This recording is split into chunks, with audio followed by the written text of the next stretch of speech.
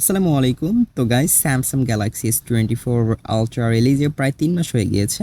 আর আজকের এই ভিডিওতে আমরা রিভিউ করতে যাচ্ছি ৩ মাস পর এটা কেমন সার্ভিস দিচ্ছে এখনও। তো চলুন আজকের ভিডিওটি শুরু করা যাক। তো শুরুতেই বলতে চাই এর ডিসপ্লে নিয়ে।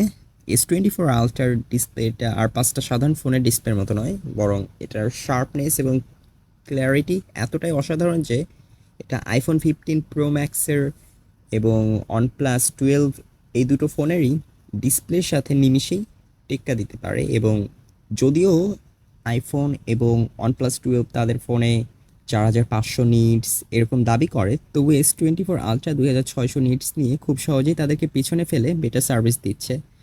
আর এটা আউটডোরে অনেক ব্রাইট থাকলেও না, কালার এবং রিডেবিলিটি মেনটেন করে। আর এই ফোনের ডিসপ্লের উপরে আলাদা একটা লেয়ার দেখা যায়, যেটা হচ্ছে এর রিফ্লেকশন কমাতে সাহায্য করে। আপনারা নিজেরাই দেখুন, আমার বামে আইফোন 15 প্রো ম্যাক্স, আর এটার রিফ্লেকশন কতটা বেশি হচ্ছে। অন্যদিকে S24 আলট্রা, যেটা হচ্ছে ক্ল্যারিটি খুব পাওয়া যাচ্ছে, আউটডোরে ব্যবহারের জন্য সত্যি বলতে এটা অসাধারণ। আর তাছাড়া আপনি যদি সানগ্লাস পরেও এটা ব্যবহার করেন, তবে আপনি বিভিন্ন অ্যাঙ্গেল থেকে এটার বেটার ভিউ দেখতে পাবেন।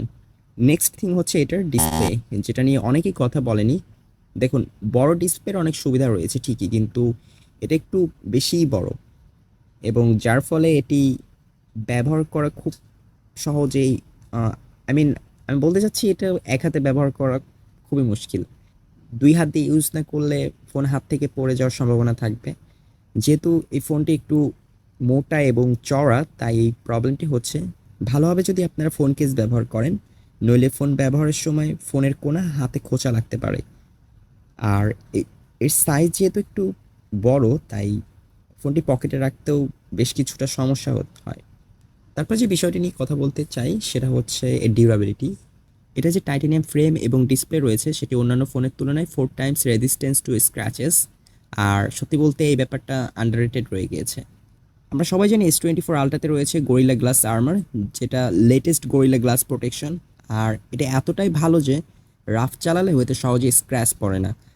এবং যদি কেউ এই ফ্ল্যাগশিপটাকে বিনা ফোন কেসেও চালাতে চায়, তবুও সে সেটা পারবে, কেননা এটিতে যে টাইটানিয়াম ফ্রেম ব্যবহার করা হয়েছে সেটি সত্যি বলতে অসাধারণ। আচ্ছা, চলুন এবার S24 আলট্রার এআই নিয়ে কথা বলা যাক।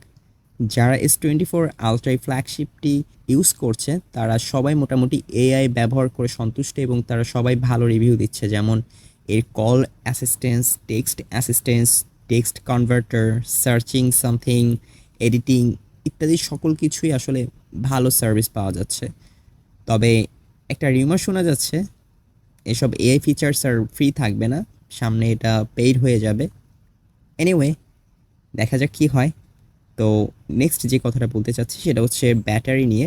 যে ব্যাটারিটা রয়েছে সেটা সত্যি বলতে অসাধারণ ব্যাকআপ দিচ্ছে। সারাদিন যদি আপনি রাফ টাফ চালান, খুব গেম খেলেন, তারপরেও মোটামুটি একদিনে চলে যাবে। খুব আমি এটা বোঝাতে চাচ্ছি যে ধরুন খুব খুব রাফ একেবারে চালাচ্ছেন আপনি, গেম খেলছেন, তখনও দেখবেন এটা ২৪ ঘন্টার বেশি আপনাকে চার্জিং ব্যাকআপ দিচ্ছে। তো চলুন এবার ক্যামেরা নিয়ে কিছু কথা বলা যাক। S24 আলট্রার যে ডাইনামিক রেঞ্জ, কালার সব কিছুই আসলে অন্যান্য ফোনের তুলনায় বেটার ক্যাপচার করছে। ব্যালেন্স অনেকটাই ভালো, লো লাইটেও এটা ভালো ছবি দিচ্ছে, এবং সেলফির ক্ষেত্রে S24 আলট্রা সবার থেকে এগিয়ে।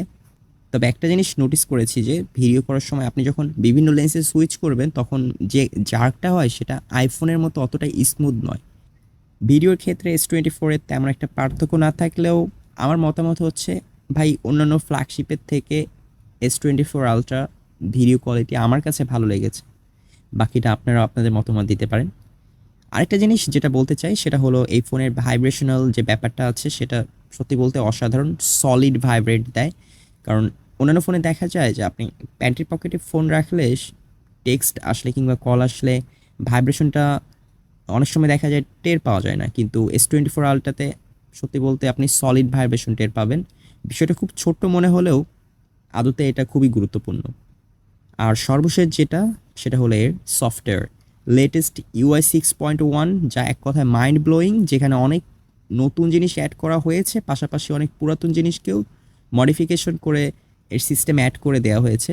যেমন এখন আপনি চাইলেই এআই এর সাহায্যে ওয়ালপেপার জেনারেট করতে পারছেন, 4K স্লো মোশনে ভিডিও করতে পারবেন, আরও এরকম অনেক ফিচার পাবেন। যাই হোক, সবশেষে এটাই বলতে চাই, এখন পর্যন্ত মার্কেটে আমার মতে এটা সেরা ফ্ল্যাগশিপ। বাকিটা আপনারা আপনাদের মতামত কমেন্টে জানাবেন অবশ্যই।